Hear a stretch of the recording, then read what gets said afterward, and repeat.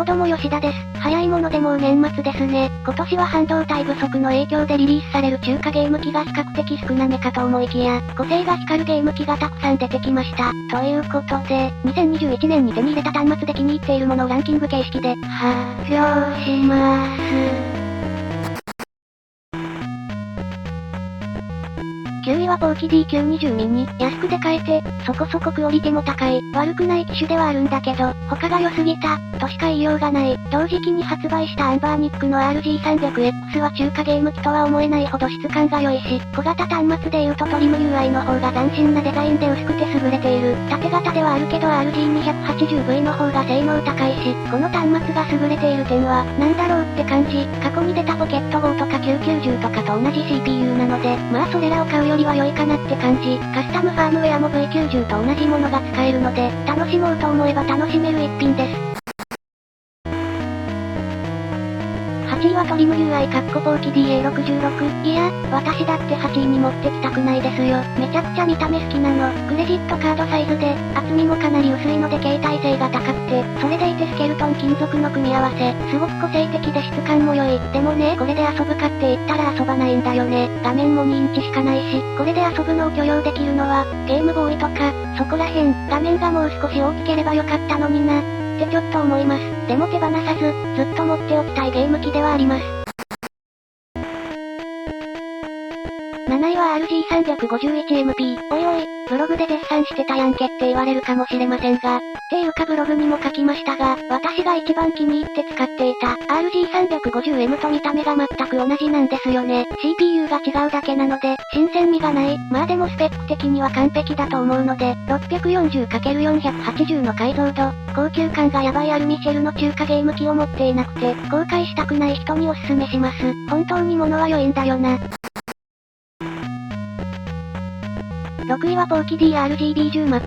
この端末をきっかけに、大画面の端末型のメーカーからもたくさん出ると思っていたんですが、結局出なかったという、即が RK3326 で大画面の端末は実質これのみということに、なんとも予想外。ポーキ D にしては頑張ってるいい感じのシェルで、画面が大きいだけで新鮮味がある、なんだかんだ気に入っている端末です。カスタムファームウェアのレトロ OZ を導入することで、64とか DC が結構快適に遊べるのも良い。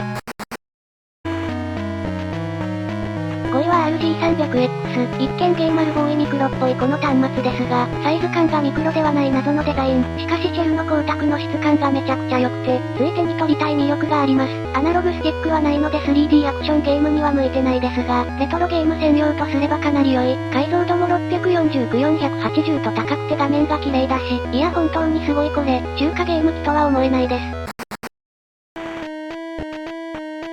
4位はこちら、RG351V、木目調のシェルが特徴的なこの端末、トリッキーな端末かと思いきや、ほぼ初代ゲームボーイと同じサイズ感で、3.5 インチ高解像度な液晶が、結構良いんですよね。私はネオゲームボーイと呼んでます。縦型ハードってプレイ感覚も横型と変わってくるので、同じゲームでも新鮮な気持ちで遊べるのが良いなって思います。気に入りすぎたのでボタンも自分で乾燥しちゃいましたよ。ちなみに木目は本物の木ではなくプリントなのでご注意を。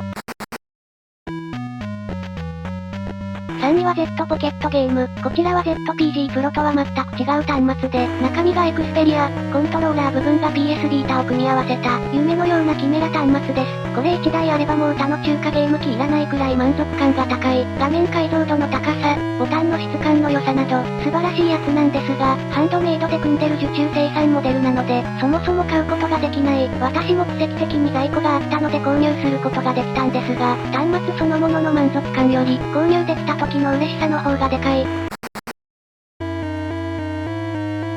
2位はアヤネオ。てかもうこれは中華ゲーム機とは言えないので、無理やり2位にした感じです。比較対象にはならないというか、携帯ゲーム機ではあるものの重量もサイズ感も桁違いで、他の中華ゲーム機に比べると手軽に手に取れる感が少ないですね。PC ゲーム遊べるという点だけ考えると、スマホでクラウドプレイの方が手軽です。ただ、やはり完成度は高い。シェルやコントローラー部分はしっかりとしていて良いし、ほとんど全ての AAA ゲームも遊べるので、Steam や Epic の積みに積んだゲームたちを消費するのに大活躍しています。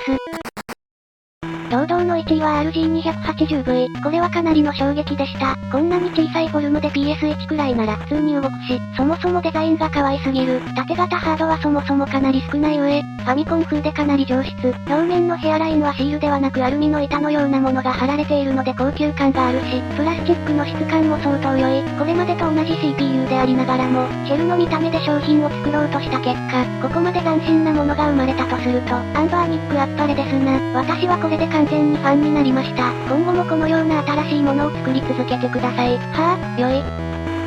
今後発売の中華ゲーム機はほとんど Android です。傾向的に、これまでのような Linux 機がスペックアップしていくことはあまり見込めないと思います。どんどん値段も上がっていくし、これまでのように気軽に買うことが厳しくなっていきそうです。スペックアップは良いことですが、個人的にはそこまで興味がないというか、基本的にトリム UI のような小さいゲーム機が好きなのでそういうのが定期的に出てきてほしいですね。ハイスペックはもうあやねを持ってるのでいらないです。あ、でも GPD Win3 は欲しいな。